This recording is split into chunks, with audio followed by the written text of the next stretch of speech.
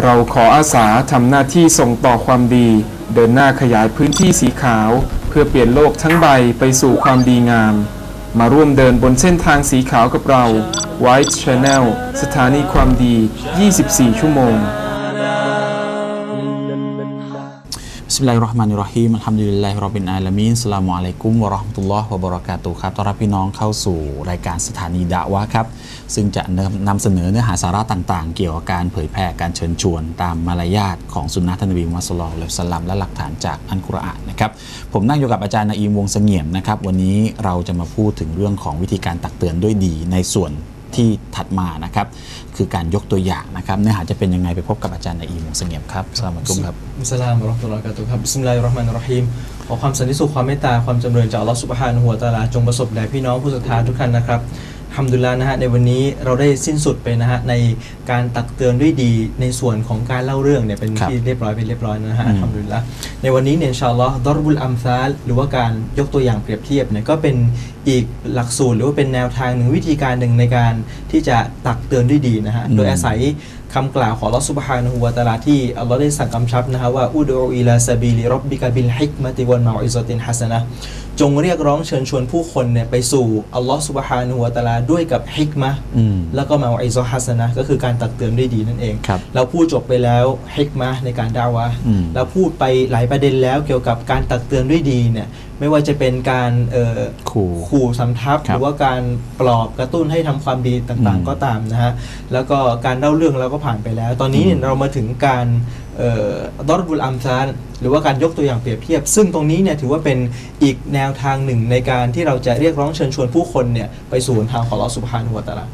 จุดเด่นนะครับสำหรับการยกตัวอย่างเปรียบเทียบก็คือการยกตัวอย่างเนี่ยมันช่วยเสริมสร้างความเข้าใจเนี่ยให้ง่ายยิ่งขึ้นคือเราเคยเล่าเรื่องมาแล้วเล่าเรื่องเนี่ยมันก็เป็นการนะซีฮัตทางอ้อมแต่การยกตัวอย่างเนี่ยสร้างความเข้าใจใช่ครับการยกตัวอย่างเนี่ยสร้างความเข้าใจคือจะใช้สติปัญญาหรือว่าใช้เหตุผลเนี่ยมากขึ้นหมายถึงว่าจะยกตัวอย่างบางทีบางสิ่งที่มันอยู่ไกลเนี่ยเราก็จะเปรียบเทียบกับสิ่งที่มันอยู่ใกล้บางสิ่งที่เป็นนามธรรมเราก็จะเปรียบเทียบด้วยกับสิ่งที่เป็นรูปธรรมนะฮะสิ่งที่มันไม่ค่อยชัดเจนเราก็จะเปรียบเทียบด้วยกับสิ่งที่ชัดเจนนะฮะดังนั้นเนี่ยเหล่านี้มันจะทำให้การด่าวะห์ของเราเนี่ยมันเข้าใกล้สู่สติปัญญาหรือความเข้าใจของผู้ฟังเนี่ยมากขึ้นงั้นตรงนี้นะฮะอย่างที่เรานำเสนอว่าพี่น้องที่ต้องการจะเชิญชวนผู้คนไปสู่อัลเลาะห์เนี่ยเราก็จะใช้วิธีนี้เช่นกันเป็นอีกวิธีหนึ่งเพราะอัลเลาะห์ซุบฮานะฮูวะตะอาลาเนี่ยได้กล่าวไว้ในอัลกุรอานเนี่ยมีหลายตำแหน่งมากวะยัตริบุลลอฮุลอัมซาลลินนัสและอัลเลาะห์ได้ยกตัวอย่างสำหรับมนุษย์ตัวอย่างอัมซาลนี่คือตัวอย่างมากมายสำหรับมนุษย์เพื่อพวกเขาจะได้รำลึกหรือว่าพวกเขาจะได้ใช้ความคิดสติปัญญานั่นเองนะฮะดังนั้นแสดงว่าการยกตัวอย่างเปรียบเทียบมีความสำคัญมากนะฮะเราจะมาลองดูนะฮะตัวอย่างที่อัลเลาะห์ได้ยกเนี่ยคำในภาษาอาหรับเรียกว่ามาซัลมาซัลเป็นเอกพจน์นะฮะแปลว่าตัวอย่างหนึ่งแล้วก็อัมซาลเป็นพหูพจน์แปลว่าบรรดาตัวอย่างทั้งหลายอัลเลาะห์ซุบฮานะฮูวะตะอาลานะฮะอย่างเช่นคือตัวอย่างบางตัวอย่างเราจะลองให้ดูคำการยกตัวอย่างของอัลเลาะห์ซุบฮานะฮูวะตะอาลานะฮะที่เราบอกว่ามัซลุลญันนะติลลตีวะอิดัลมุตตะกูนเปรียบเทียบแล้วอุปมาสวรรค์ของอัลเลาะห์ซุบฮานะฮูวะตะอาลาที่มีลักษณะมันเนี่ยถูกสัญญาไว้สำหรับบรรดาผู้ยำเกรงต่ออัลเลาะห์ในสวรรค์นั้นฟีฮาอันฮารุนมีแม่น้ำไหลสายมินมาอินไวริอาซินินหนึ่งในสายของแม่น้ำก็คือเป็นแม่น้ำที่เป็นแม่น้ำสดเป็นแม่น้ำที่ความไม่มีการผันแปรไม่มีการเปลี่ยนรสไม่มีการเปลี่ยนสีนะฮะวะอันฮารุนมินลาบันแม่น้ำที่สองก็คือแม่น้ำที่เป็นน้ำนมลัมเยตะกอยยะรุตอมูฮูแม่น้ำนมเนี่ยก็คือปกตินมในดุนยาเป็นยังไงฮะก็มาจากวัวมาจากอะไรมาจากวัวแล้วก็ถึงระยะเวลาหนึ่งก็จะเสียหายใช่ไหมฮะแต่ว่าน้ำนมในสวรรค์จะไม่เสียหายนี่คือสายที่สองนะวะอันฮารุนและแม่น้ำอีกหลายสายเช่นกันนะมินคอมรินมาจากเหล้าลัซซาติลิชชาริบินเหล้าในสวรรค์นี่เป็นยังไงมีความอร่อยลัซซาลิชชาริบินสำหรับผู้ที่ดื่มอุลามะเขาบอกว่าเหล้าในสวรรค์เนี่ยมีความดีกับกว่าเหล้าในโลกนี้ก็คือเหล้าในโลกนี้เนี่ยมันรู้สึกขมและเหล้าในโลกนี้มันทำให้มึนเมาแต่เหล้าในสวรรค์เนี่ยมันอร่อยแล้วมันยังทำให้ไม่มึนเมาอีกด้วยนะฮะและอีกแม่น้ำหนึ่งอีกหลายสายเช่นกันนะฮะวะอันฮารุมมินอาซาลิมมุซอฟฟาและแม่น้ำที่มาจากน้ำผึ้งบริสุทธิ์เช่นกันนะฮะวะละฮุมฟีฮาและชาวสวรรค์ยังได้รับอะไรอีกมินกุลลิสมารอติวะมักฟิรติมิรร็อบบิฮิมนะฮะชาวสวรรค์ยังได้รับซึ่ง ผลและหมากรากไม้เนี่ยเยอะแยะมากมายว่ามักฟิรตุนมิรอบบิฮิมและยังได้รับการอภัยโทษจากอัลลอฮฺซุบฮานะฮูวะตะอาลาอีกด้วย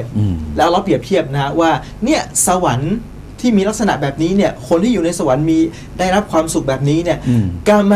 มันจะเหมือนกันไหมสำหรับคนที่หัวคอลีดุนฟินนาร์อยู่ในนรกตลอดกาลเป็นเวลานานวะซูกูมาอันฮามีมาแล้วชาวนรกเนี่ยจะได้รับน้ำอะไรน้ำเดือดน้ำเลือดน้ำหนองฮามีมาน้ำที่มันร้อนมากฟะกอตตออัมอาฮุมซึ่งมันจะไปตัดทำลายกระเพาะของผู้ที่ดื่มมันเนี่ยอัลลอฮฺซุบฮานะฮูวะตะอาลาได้เปรียบเทียบนะฮะว่าคือเป็นกำลังใจกับท่านนบีศ็อลลัลลอฮุอะลัยฮิวะซัลลัมว่าเนี่ยบรรดาผู้ปฏิเสธศรัทธาที่เขามาทำร้ายท่าน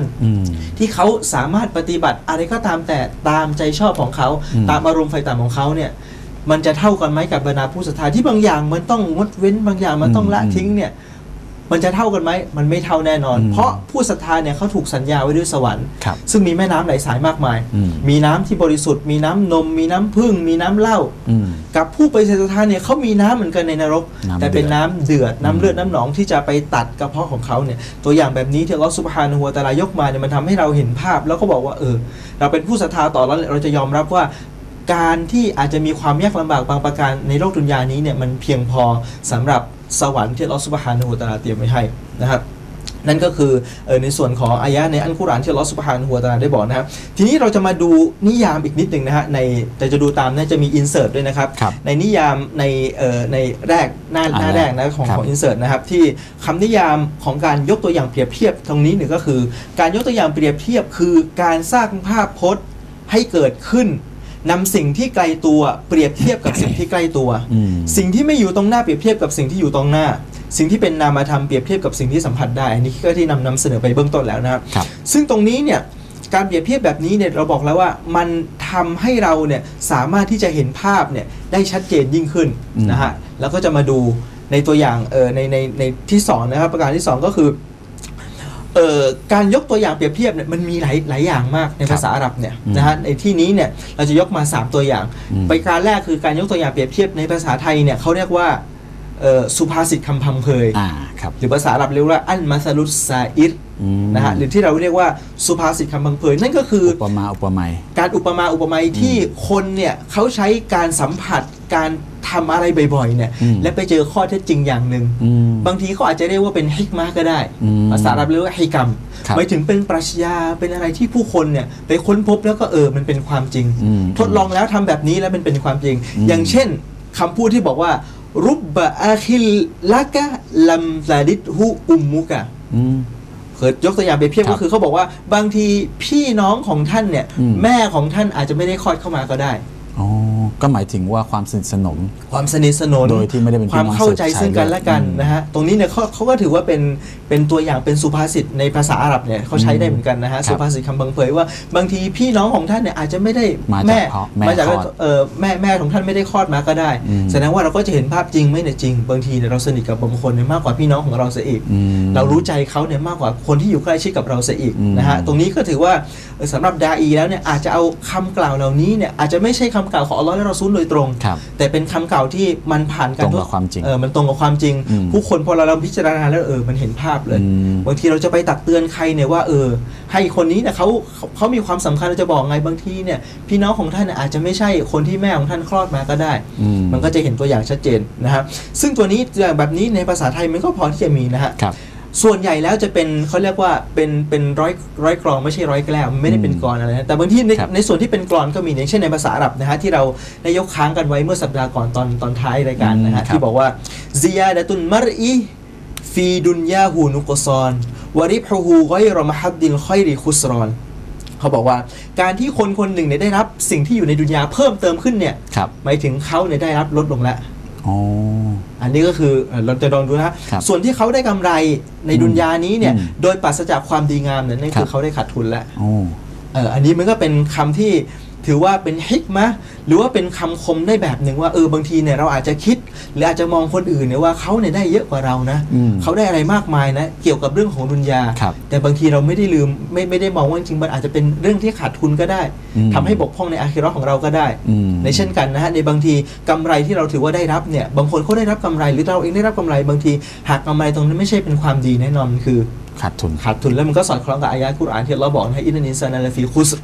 มนุษย์เนี่ยอยู่ในสภาพที่ขาดทุนนอกจากบุคคล4ประเภทนั่นเองนะครับอีกตัวอย่างหนึ่งที่มันชัดเจนเช่นกันนะฮะที่เป็นถือว่าเป็นคำคมเช่นกันนะฮะที่บอกว่าวะลาดัตกะอุมมุกะยะบนะอาดะมะบากิยะวันนาสุฮาวละกะยัดฮะกูนสุรูรอฟะอ์มัลลินัฟซิกะอันตะกูนอิซาบะกาฟียอมิเมาติกะฎอฮิกันมัสรูรอเขาบอกว่าแม่ของท่านเนี่ยโอ้มนุษย์เอ๋ยคลอดท่านมาเนี่ยในสภาพที่ท่านเนี่ยร้องไห้นะฮะส่วนผู้คนเนี่ยที่อยู่รายล้อมท่านเนี่ยต่างหัวเราะดีใจใช่ไหมฮะหมายถึงเวลาที่เราเกิดมาเนี่ยเราร้องไห้เราจะร้องไห้แต่คนอื่นเขาหัวเราะเขาดีใจร่าเริงกันดังนั้นเขาจึงบอกว่าจงทำให้กับตัวท่านเองเนี่ยนะฮะอันตะกูนอีซาบะเกาในเวลาที่พวกเขาจะร้องไห้ในวันที่ท่านฟีเยามีเมาติกะฎอฮิกันมัสรูรอในวันที่ท่านจะเสียชีวิตเนี่ยท่านต้องหัวเราะต้องดีใจบ้างแล้วอันนี้ก็เป็นปรัชญาที่มันคมเหมือนกันนะฮะเขากำลังจะบอกว่าวันที่เราคลอดออกมาเนี่ยเราร้องไห้อยู่คนเดียวผู้คนรายรอบเราเนี่ยเขาหัวเราะดีใจอันเนื่องจากการมาของเราการเกิดของเราเวลาผ่านไปจนกระทั่งถึงบั้นปลายชีวิตของเราเนี่ยเราเสียชีวิตผู้คนเขาเสียใจจากการจากไปของเราแต่วันนั้นเนี่ยเราจงเตรียมความพร้อมให้เราไปถึงวันนั้นแล้วเราดีใจเราหัวเราะเราร่าเริงอันเนื่องจากเราเนี่ยได้กลับไปหาอัลเลาะห์ซุบฮานะฮูวะตะอาลานั่นเองนะฮะคือประสบความสำเร็จในการปฏิบัติมาตลอดชีวิตครับก็คือพูดง่ายๆว่าผู้ศรัทธาเนี่ยจะไม่ร้องไห้2 ครั้งร้องไห้แน่นอนทุกคนเนี่ยร้องไห้ในตอนเกิดแล้วแต่ตอนเสียชีวิตเนี่ยต้องหัวเราะแล้วนะฮะตอนเกิดร้องไห้คนอื่นเขาหัวเราะกันตอนตายคนอื่นเขาร้องไห้เราก็ต้องหัวเราะบ้างแล้วต้องดีใจบ้างที่ได้เขาเปรียบเทียบนะฮะเขาเปรียบเทียบนะฮะแล้วก็หมายถึงว่ามันก็เป็นความจริงนะฮะตรงความจริงว่าเราก็ต้องดีใจแล้วว่าหลังจากที่เราเสียชีวิตไปแล้วเนี่ยสิ่งที่อัลเลาะห์เตรียมไว้ให้เนี่ยหากว่าเราได้ปฏิบัติในคุณงามความดีเนี่ยก็จะได้รับสิ่งที่ดีตอบแทนนั่นเองนะฮะในภาษาไทยมีไหมฮะมีคำพังเพยคำเปรียบเทียบอย่างเงี้ยทำดีได้ดีทำชั่วได้ชั่วอะไรแบบนี้ก็ตรงกับหลักการที่ถูกต้องเหมือนกันครับผมก็อย่างเช่นพูดไป2ไพรเบี้ยนิ่งเสียตำลึงทองเหมือนก็เวลาเราจะยกตัวอย่างว่าอย่าพูดมากเลยบางทีมันไม่สมควรพูดเท่าไหร่หรอกจะยกตัวอย่างแบบไหนแหละพูดไป2ไพรเบี้ยนิ่งเสียตำลึงทองมันก็เห็นภาพว่าถ้าพูดไปในบางทีอาจจะได้อะไรนิดหน่อยก็ได้แต่ถ้านิ่งบางทีอาจจะได้เยอะกว่ามันก็เป็นฮิกมะห์เหมือนกันอย่างเช่นในภาษาอาหรับเขาบอกว่ามินัลฮิกมะติอัสซุกูตอัสซัมส่วนหนึ่งจากฮิกมะห์คือการไม่พูดก็แสดงว่ามันก็สอดคล้องเหมือนเป็นฮิกมะห์ของท่านลุกมานเป็นรู้สึกจะเป็นฮิกมะห์ของท่านลุกมานนะครับก็ถือว่าเป็นฮิกมะห์ที่น่าสนใจน่าจะเอาใจใส่แม้ว่าจะเป็นส่วนของภาษาไทยนี่ก็มีเยอะนะฮะอย่างเช่นเราบอกว่าวัวหายล้อมคอกเห็นภาพไหมฮะเราจะบอกว่าไม่ได้ประโยชน์ในการที่จะล้อมคอกโดยที่ไม่มีวัวอยู่ไม่มีวัวแล้วหรือว่าคุณมาแก้ปัญหาในตอนที่มันเกิดปัญหาไม่เกิดปัญหาหรือว่ามันเกิดปัญหาไปแล้วนะครับดังนั้นเนี่ยตรงนี้มันก็สามารถที่จะเอาเหล่านี้เนี่ยได้โอเคเราอาจจะไม่สามารถศึกษาในส่วนของภาษาอาหรับได้โดยตรงบางทีเขาเรียกว่าสำนวนอะไรมันอาจจะยากนิดนึงแต่เราสามารถศึกษาในส่วนของภาษาไทยเนี่ยแสดงว่าดาอีก็ต้องมีความรู้ด้านภาษาไทยบ้างมีความรู้ด้านสุภาษิตคำพังเพยเนี่ยอ่านหนังสือเหล่านี้เนี่ยอาจจะสามารถยกอะไรมาเราพูดคุยกับผู้คนเนี่ยทำให้เขาได้เห็นภาพมากขึ้นแล้วก็จะเห็นว่าเราเนี่ยพอที่จะมีภูมิสามารถที่จะอธิบายอะไรให้มันเข้าใจง่ายๆมากขึ้นนะฮะไก่เห็นนมงูเห็นตีนไก่มันก็จะเห็นเลยว่าซึ่งมันเห็นอยู่แล้วรู้ไส้รู้พุงซึ่งกันและกันนะฮะไก่เห็นตีนงูนะฮะงูเห็นนมไก่นะแต่มันสลับกันนะฮะแต่ว่าไม่ค่อยคล่องนะฮะนั่นคือตัวอย่างแรกก็คือการยกสุภาษิตคำพังเพยนะฮะอีกแบบหนึ่งเขาเรียกว่าอัลมาซาลุลกิยาซีอุปมาอุปไมยอุปมาอุปไมยใช่ฮะยกตัวอย่างเปรียบเทียบการอุปมาอุปไมยเนี่ยก็สามารถที่จะเอามาใช้ได้ซึ่งในตัวอย่างของอัลกุรอานเองอัลเลาะห์ซุบฮานะฮูวะตะอาลาเนี่ยก็ได้ยกตัวอย่างนะฮะที่เราอาจจะเห็นเยอะแยะมากมายนะอินชาอัลเลาะห์เราจะมานำเสนอกันนะครับแล้วก็ตัวอย่างที่3เลยก็คืออัลมาซัลอัลคุรอฟีก็คือตัวอย่างที่มันมาจากจินตนาการบางทีเนี่ยอันนี้อาจจะเข้าไปเกี่ยวกับการเขียนเรื่องเล่าเรื่องราวต่างๆเนี่ยที่มันเรื่องสมมุติขึ้นมาเนี่ยที่สามารถที่จะดึงดูดหรือมันให้มันเข้าใจได้มากขึ้นได้เนี่ยตรงนี้เนี่ยไม่ถือว่าเป็นการโกหกเพราะว่าในการโกหกก็คือมันจะตั้งใจหรือว่าคนที่เขาฟังเนี่ยเขาจะรู้ว่าสิ่งนี้เป็นโกหกนะฮะอย่างเช่นเชคอับดุลมุฮัยมินเขาได้ยกตัวอย่างอย่างเช่นเราจะเอาให้สัตว์มาสามารถที่จะพูดได้เนี่ยเรายกตัวอย่างแบบนี้เนี่ยมันก็สามารถที่จะทำให้เราเนี่ยบางอย่างมันทำให้เราเนี่ยเข้าใจได้เช่นกันนะคือคนรู้อยู่แล้วว่าไม่ใช่เรื่องจริงนั่นไม่ใช่เรื่องโกหกแต่ถ้าเรื่องโกหกเนี่ยคือพูดจนทำให้คนเชื่อว่าเป็นเรื่องจริงครับผมใช่แต่เรื่องนี้คือการยกตัวอย่างนะครับอันนี้หมวดที่3 ของการยกตัวอย่างครับผมนะฮะนั่นก็คือ3ตัวอย่างนะฮะที่เกี่ยวกับข้องกับการยกตัวอย่างแล้วเราจะมาเข้าที่ความสำคัญนะฮะอยู่ที่สไลด์ที่2นะครับความสำคัญของการยกตัวอย่างหรือว่าการใช้ตัวอย่างเปรียบเทียบนะฮะก็ถือว่ามีความสำคัญมากเพราะอะไรเพราะอัลกุรอานเนี่ยได้ใช้หรือว่าให้ความสำคัญตรงนี้อย่างที่เรายกตัวอย่างอายะอัลกุรอานที่อัลเลาะห์ซุบฮานะฮูวะตะอาลาได้กล่าวไปนะฮะอย่างเช่นที่อัลเลาะห์บอกว่ายกตัวอย่างความศรัทธาเนี่ยไว้กับอะไรฮะกับรัศมีนูรอีมานเหมือนกับนูรเราก็จะเห็นชัดเจนแล้วอ๋ออีหม่านมันเป็นยังไงอีหม่านศรัทธามันเป็นยังไงมันอยู่ข้างในไม่เห็นเราเปรียบเทียบนูรก็คือแสงสว่างหมายถึงว่าอีหม่านมันจะนำทางเราไปสู่หนทางที่ถูกต้องเที่ยงตรงนั่นเองแล้วก็เปรียบเทียบอันกุฟการปฏิเสธศรัทธาเนี่ยเหมือนกับซุลมาตก็คือความมืดมนความมืดนี้เป็นยังไงฮะเราไม่สามารถจะเดินไปไหนบ้างไปไหนได้มีความสิ้นหวังต่างๆเนี่ยมากมายนะครับแสดงว่าการยกตัวอย่างแบบนี้เนี่ยทำให้เราเนี่ยเข้าใจอะไรเนี่ยง่ายยิ่งขึ้นอย่างเช่นมีอายะหนึ่งที่อัลเลาะห์ซุบฮานะฮูวะตะอาลาเนี่ยคือมีเยอะนะฮะแต่ส่วนหนึ่งที่อัลเลาะห์ได้ยกตัวอย่างอย่างเช่นยกตัวอย่างว่าคำพูดที่ดีเหมือนกับต้นไม้ที่ดีอันนี้อัลเลาะห์ยกตัวอย่างไว้อย่างชัดเจนมันในซูเราะห์อิบรอฮีมนะอัลเลาะห์บอกว่าอะลัมตะรอไกฟะฎอรบัลลอฮุมัสลันกะลิมะตันฏอยยิบะตันกะชะญะเราะตินฏอยยิบะตินอัศลุฮาซาบิตุนวะฟัรอุฮาฟิสสมาพวกท่านเนี่ยไม่เห็นดอกหรือว่าอัลลอฮ์ยกตัวอย่างยังไงไกฟะฎอรบัลลอฮุมัสลาอัลลอฮ์ยกตัวอย่างอย่างนั้นไม่เห็นดอกหรือยกตัวอย่างอะไรครับอัลลอฮ์กะลิมะตันฏอยยิบะคำพูดที่ดีซึ่งอุลามะก็บอกว่าคำพูดที่ดีตรงนี้ก็คือคำกล่าวว่าลาอิลาฮะอิลลัลลอฮ์นั่นเองนะฮะเป็นยังไงกะชัยเราะตินฏอยยิบะมันเหมือนกับต้นไม้ที่ดีก็คือต้นอินทผลัมตรงนี้เป็นต้นดีต้นที่ให้พืชให้ผลแล้วก็สามารถยังประโยชน์กับผู้คนได้มากมายนะครับเขาบอกว่าเหมือนกับต้นไม้ที่ดีอัสลูฮาซาบิตุนรากของมันเนี่ยมั่นคงลึกรากมันลึกมากอย่างลึกนะฮะซาบิตุนวะฟัรอุฮาฟิสสมาส่วนผลของมันส่วนแตกหน่อของมันเนี่ยขึ้นไปที่ชั้นฟ้าอันนี้คือบอกว่ามันมั่นคงมากรากที่มั่นคงอยู่ข้างล่างใต้ดินใช่ไหมฮะแต่ผลของมันเนี่ยยังประโยชน์ขึ้นไปข้างบนขึ้นไปยังชั้นฟ้านะฮะตุตีอุกุลาฮากุลละฮีนินมันให้ผลของมันตลอดเวลาให้ผลของมันเนี่ยอัลเลาะห์บอกเนี่ยเปรียบเสมือนคำพูดลาอิลาฮะอิลลัลลอฮ์เนี่ยเหมือนกับต้นไม้แบบเนี้ยต้นไม้ที่มันมีความมั่นคงลาอิลาฮะอิลลัลลอฮ์เนี่ยมันมั่นคงยังไงมั่นคงในจิตใจของผู้ศรัทธามันอยู่ข้างในเนี่ยมั่นคงมากและมันไม่เพียงแค่มันอยู่ข้างในอย่างเดียวฟัรอูฮาฟิสสมะมันยังมีแขนงออกกิ่งก้านสาขาเนี่ยออกไปข้างนอกชัดเจนขึ้นไปบนชั้นฟ้านะครับและมันยังสามารถให้ประโยชน์ได้ตลอดเวลาอีกด้วยผลละหมากรากไม้ของมันเนี่ยมันยังออกให้ผลกับผู้คนตลอดเวลามันให้กับผลของมันตลอดเวลาบิอิสนีรอบบิฮาเนื่องจากอนุมัติของอัลลอฮ์นะฮะวะยัตริบุลลอฮุลอัมซาลลินนัสละอัลละฮุมยะตะซักกะรูนและอัลลอฮ์ได้ยกตัวอย่างมากมายให้กับผู้คนเพื่อพวกเขาจะได้รำลึกในสิ่งที่อัลลอฮ์ยกตัวอย่างแล้วเราก็ได้บอกต่อไปนะว่าวะมาซาลูกะลิมาตินคอบีซาตินและเปรียบเทียบคำพูดที่เลวร้ายคำพูดที่ไม่ดีนะฮะกะชัยจรอตินคอบีซาตินเหมือนกับต้นไม้ที่อับเฉาต้นไม้ที่แย่อุจตุซัตโดยที่มันเนี่ยได้ถูกถอดรากถอนโคนมิมฟาอุกิลอารุติจากพื้นดินนะครับมาลาฮามินกอรอสมันไม่มีความมั่นคงเลยหมายถึงว่าคำพูดที่ปฏิเสธศรัทธาต่ออัลเลาะห์ซุบฮานะฮูวะตะอาลาและการกระทำที่ปฏิเสธศรัทธาเนี่ยมันไม่มีความมั่นคงเลยมั่นคงยังไงมันไม่สามารถที่จะดูแลตัวเองได้ไม่ให้ประโยชน์กับตัวเองมันจะตายแล้วและไม่สามารถที่จะให้ประโยชน์กับผู้อื่นได้ตัวอย่างตัวนี้เนี่ยพอเรามานึกถึงการที่อัลเลาะห์ซุบฮานะฮูวะตะอาลายกตัวอย่างเปรียบเทียบเป็นตัวอย่างที่ยิ่งใหญ่มากยังไงครับอัลเลาะห์ซุบฮานะฮูวะตะอาลาให้เราเห็นภาพว่าศรัทธาของผู้ศรัทธาเนี่ยมันยิ่งใหญ่ขนาดไหนมันเห็นภาพขนาดไหนมันศรัทธายังไงอ่ะศรัทธาคือมันอยู่ข้างในจิตใจมันฝังลงไปลึกเลยเหมือนกับต้นไม้ที่มันแน่นมากแล้วไม่พอมันแน่นอย่างเดียวไม่ได้เกิดประโยชน์กับตัวเองอย่างเดียวไม่ได้เกิดทำให้ต้นไม้เนี่ยมันสามารถคงอยู่ได้อย่างเดียวแต่มันยังแตกกิ่งออกมาเนี่ยผู้คนเนี่ยยังสามารถรับประโยชน์ได้ทั้งมุสลิมและก็ไม่ใช่มุสลิมสามารถจะรับประโยชน์ได้จากผู้ศรัทธาที่เขามีความเชื่อว่าไม่มีพระเจ้าอื่นใดนอกจากอัลเลาะห์และมุฮัมมัดเป็นรอซูลของอัลเลาะห์นั่นเองนะครับดังนั้นคือตัวอย่างตรงนี้เนี่ยก็สามารถที่จะให้กับผู้ที่รับฟังเนี่ยเห็นภาพชัดเจนยิ่งขึ้นว่าความศรัทธาเนี่ยคืออะไรคำกล่าวละอิลาฮะอิลลัลลอฮ์เนี่ยคืออะไรด้วยกับการยกตัวอย่างที่มาจากอัลเลาะห์ซุบฮานะฮูวะตะอาลานั่นเองนะครับครับผมจากการยกตัวอย่างต่างๆเหล่านี้น่าจะเป็นทางหนึ่งสำหรับดาอีนะครับหรือผู้เผยแพร่เนี่ยในการที่จะสร้างความเข้าใจได้มากขึ้นนะครับอย่างตัวอย่างที่อาจารย์นอิมยกเมื่อสักครู่นี้เนี่ยลาอิลาฮะอิลลัลลอฮ์ที่อุลามะบอกว่าคำพูดที่ดีเนี่ย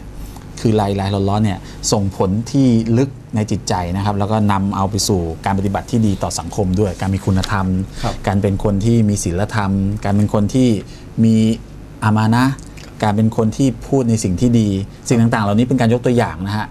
สังคมดีแน่นอนอย่างในยุคปัจจุบันนี้เราจะเห็นการคำพูดที่ไม่ดีเกิดขึ้นเนี่ยสร้างความขุ่นเคืองให้แต่ฝ่ายแตกกันทำให้คุณไม่รักกันทำให้คนทะเลาะเบาะแว้งกันมันก็เหมือนกับที่อัลเลาะห์เปรียบเทียบเหมือนกันนะว่าต้นไม้ที่เหี่ยวเฉาไม่ยังประโยชน์ทำลายตัวเองค่อยๆแล้วก็จะตายไปทั้งหมดอันนี้อาจจะเป็นเหมือนกับว่าตรงกับสถานการณ์ปัจจุบันด้วยนะครับในการนำเสนอข้อมูลต่างๆเหล่านี้เป็นการยกตัวอย่างอาจารย์นายิมครับผมก็อัลเลาะห์ซุบฮานะฮูวะตะอาลานะฮะไม่ละอายนะฮะอินนัลลอฮะลายัสตะฮีอัยยัตริบะมะซะลัมมาบะอูฎะตันฟะมาฟาวกะฮาอัลเลาะห์ไม่อายที่จะยกตัวอย่างแม้ฟะมาบะอูฎะตันอินนัลลอฮะลายัสตะฮีอัยยัตริบะมะซะลัมมาบะอูฎะตันไม่อายที่จะยกตัวอย่างแม้เพียงแค่ลิ้นสักตัวหนึ่งอัลเลาะห์ก็ไม่อายแมลงตัวเล็กเนี่ยมากนะฮะฟามาฟาวกะฮาและสิ่งที่มันอยู่เหนือกว่านั้นหมายถึงว่าอุลามะสมัยก่อนเนี่ยเขาก็ให้ความหมายนะฮะว่าที่อัลเลาะห์ไม่อายที่ยกตัวอย่างเนี่ยหมายถึงว่าอัลเลาะห์ไม่อายที่จะยกตัวอย่างสิ่งที่มันไม่ว่าจะความหมายเหนือกว่านั้นคือใหญ่กว่านั้นหรือเหนือกว่านั้นก็คือจะเล็กกว่านั้นเนี่ยอัลเลาะห์ก็ไม่อายที่จะยกตัวอย่างแบบนี้แต่อุลามะร่วมสมัยเนี่ยอุลามะทางด้านวิทยาศาสตร์เนี่ยเข้ามาค้นพบครับว่าตัวบาอูฎอเนี่ยตัวลิ้นตรงนี้เนี่ยมันเป็นสัตว์ชนิดหนึ่งที่ถูกในกล่าวไว้ในกุรอานใช่ไหมครับฟามาฟาวกอฮาไอฟาวกอฮาตรงนี้เนี่ยมันมีไอสัตว์ชนิดนี้เนี่ยมันมีสัตว์อีกชนิดหนึ่งที่มันอยู่ตรงหัวมันแล้วมันตัวเล็กมากเล็กกว่าตัวลิ้นตัวนั้นนะแล้วเราบอกว่าอัลเลาะห์เนี่ยไม่อายที่จะยกตัวอย่างแม้แต่เพียงตัวลิ้นแล้วสิ่งที่อยู่ข้างบนมันฟามาฟาวกอฮาก็หมายถึงว่าคืออุลามะสมัยก่อนเขาอธิบายก็ถูกต้องหมายถึงว่ามันจะเป็นสิ่งที่เล็กขยายองค์ความรู้ขนาดนั้นนะสิ่งที่มันจะเล็กจะใหญ่ขนาดไหนก็ตามอัลเลาะห์ไม่อายก็เป็นความจริงนะฮะแต่ที่อุลามะปัจจุบันเนี่ยมาเห็นมากยิ่งขึ้นก็คือไอ้ที่มันอยู่บนหัวเนี่ยฟามาฟาวกอฮาที่มันอยู่ข้างบนเนี่ยมันก็มีสัตว์อีกชนิดหนึ่งเนี่ยอยู่ข้างบนมันเหมือนว่าอัลเลาะห์ยกตัวอย่างในกุรอานเนี่ยและองค์ความรู้มาถึงในมนุษย์รู้มากขึ้นว่าสิ่งที่อัลเลาะห์พูดเนี่ยมันหมายถึงวิทยาศาสตร์กำลังจะไปถึงในสิ่งที่มันไกลกว่าคือมันมีสัตว์ที่สมัยก่อนมองไม่เห็นแต่ถูกยกในอายะกุรอานนี้มาด้วยตรงนี้ที่ผม ต้องการที่จะชี้เนี่ยหมายถึงว่าตัวอย่างที่ปรากฏในอัลกุรอานเนี่ยเราสามารถใช้ได้ทุกยุคทุกสมัยยุคสมัยหนึ่งเนี่ยมันก็จะมองได้ในมุมหนึ่งเท่าที่ความรู้มันมองไม่ผิดนะฮะอย่างที่บอกว่าอุลามะสมัยก่อนมองผิดไหมไม่ผิดนะฮะแต่ว่าเท่าที่ความรู้มีเนี่ยมันก็จะสามารถให้ความกระจ่างได้ขนาดนี้ใช่ไหมฮะแต่เมื่อยุคสมัยมันถัดไปเรื่อยๆเนี่ยความรู้ทางวิทยาศาสตร์มันเพิ่มขึ้นเนี่ยมันยิ่งทำให้เราเนี่ยค้นพบข้อเท็จจริงที่มันอยู่ในกุรอานเนี่ยมากขึ้นแสดงว่าเราจะหยิบยกตัวอย่างในอัลกุรอานมาเนี่ยเราไม่ต้องกังวลเลยว่ามันจะไม่ทันสมัยมันทันสมัยแน่นอนแล้วยิ่งวิวัฒนาการมนุษย์เนี่ยพัฒนาการมากเท่าไหร่เนี่ยเราก็จะยิ่งเห็นความมหัศจรรย์ของอัลกุรอานเนี่ยมากเท่านั้นนะฮะอันนี้ถูกพิสูจน์แล้วจริงๆถูกพิสูจน์แล้วในขณะที่แต่ก่อนเนี่ยคนไม่เข้าใจว่าอายะกุรอานอดีตเลยนะฮะที่มีคนถกเถียงกันตอนหลังวิทยาศาสตร์ค่อยมาเฉลยทีละอย่างแล้วไม่มีอะไรเลยที่อยู่ในวิทยาศาสตร์ไปขัดกับสิ่งที่เกิดขึ้นจากกุรอานไม่มีฮะยกเว้นสิ่งที่ยังไม่ชัดเจนในวิทยาศาสตร์เองก็อาจจะมีบางอย่างที่ทำไมมันขัดแย้งกันนะฮะซึ่งบางอย่างเนี่ยเราบอกว่าความรู้ที่อยู่ในอัลกุรอานเนี่ยเราบอกว่ามันมี2อย่างความรู้ที่เป็นกอตอียะที่มันชัดเจนเลยกว่าความรู้ที่เป็นซอนนียะหมายถึงอาจจะมีทัศนะได้อุลามะอาจจะมองคนละมุมคนต่างกันได้เขาเรียกว่าซอนนียะไม่ชัดเจนใช่ไหมฮะตรงนี้เนี่ยมันก็เหมือนกับความรู้ในวิทยาศาสตร์มีความรู้ที่ชัดเจนกอตอียะอย่างเช่นว่าโลกกลมอย่างเช่นว่าดวงอาทิตย์เป็นยังไงหมุนยังไงมีการโคจรเนี่ยอันนี้เป็นความรู้ที่มันสามารถพิสูจน์ได้เครื่องบินสามารถบินได้อะไรประมาณนี้นะฮะเป็นความรู้กอตอียะแต่มีความรู้อีกประเภทหนึ่งเลยว่าซอนนียะในวิทยาศาสตร์ก็มีเหมือนกันหมายถึงว่าในวันหนึ่งในวิทยาศาสตร์เขาบอกว่านี่คือความรู้ที่ถูกต้องแต่พอเวลาผ่านไปบอกว่าไอ้นั่นน่ะคือผิดแล้วไม่ถูกต้องมีทฤษฎีใหม่ที่สามารถพิสูจน์ได้เนี่ยมายืนยันตรงนี้นะฮะดังนั้นตรงนี้เนี่ยก็เลยเราสามารถที่จะหยิบยกถ้าหากว่าสิ่งที่อยู่ในกุรอานเนี่ยแน่นอนสิ่งที่เป็นกอตอียะในกุรอานมันจะไม่ขัดแย้งกับสิ่งที่เป็นกอตอียะทางวิทยาศาสตร์อย่างแน่นอนส่วนสิ่งที่เป็นซอนนียะเนี่ยแน่นอนก็อาจจะมีอะไรที่ยังต้องค้นคว้าเพิ่มเติมต่อไปนะครับผมในช่วงนี้เดี๋ยวขอเบรกสักครู่หนึ่งแล้วกันนะครับแล้วก็กล่าวพบกับช่วงที่2ของสถานีดะวะห์กับช่วงของการติดตามเรื่องของการยกตัวอย่างนะครับว่ามีตัวอย่างอะไรที่น่าสนใจในการที่จะนำเอาไปใช้เป็นอาวุธนะครับสำหรับนักดาอีในการเผยแผ่เชิญชวนให้คนได้สู่แนวทางที่ถูกต้องครับสักครู่เดียวครับ